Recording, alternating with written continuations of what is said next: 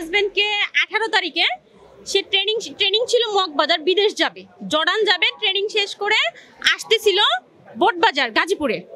তা আসার পরে এয়ারপোর্টে গ্যাঞ্জাম দেখে সে হাইটে আসতেছে উত্তরা পূর্ব থানার সাইড দিয়ে। তো রাস্তায় গ্যাঞ্জাম দেখে সে থানার সাইডে দাঁড়ায় ছিল, সেইখান থেকে তাকে অ্যারেস্ট করা হয়েছে।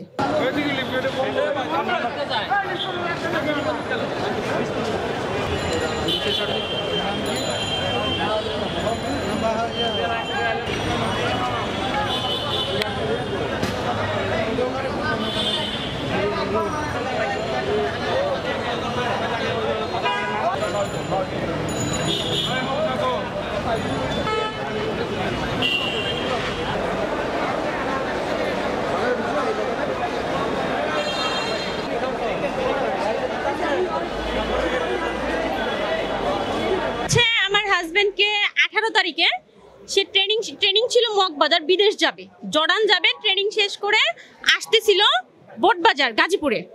তা আসার পরে এয়ারপোর্টে গ্যাঞ্জাম দেখে সে হাইটে আসতেছে উত্তরা পূর্ব থানার সাইড দিয়ে। তো রাস্তায় গ্যাঞ্জাম দেখে সে থানার সাইডে দাঁড়ায় ছিল, সেইখান থেকে তাকে অ্যারেস্ট করা হয়েছে এবং কি তার পিঠে তার হাতও ভেঙে দেওয়া হয়েছে। আমরা তাদেরকে বলছি, দেখেন আমাদেরকে একটু দেন, আমরা চিকিৎসা করি, আপনারা নাকি হাতটা ভেঙে ফেলছেন, দেন আমরা চিকিৎসা করি। সেটা তারা তো দেয় তো নাই, আরো বলছে আমাদের আসামি নাকি ওইখানে নাই। রাত্রে 1:30 বাজে যখন আমি বলছি পুলিশ নাকি জনগণের বন্ধু, তাহলে সে কিসের বন্ধু হইলো যে সে আমার হাজবেন্ডকে একটু দেখতে দিল না? এই কথা বলার পরে উনি বলতেছে আপনার হাজবেন্ড নাই। তাই বলছি তাহলে আমরা অভিযোগ করব, যেহেতু আমার হাজবেন্ড বলছে আমরা পূর্ব থানার সামনে আছি, তারপর থেকে সে নিখোঁজ, তাহলে আমরা অভিযোগ করব। সেই কথায় তারা বলতেছে কি আপনি একটু অপেক্ষা করেন, আমি ভিতর থেকে ছবি তুলে নিয়ে আসি।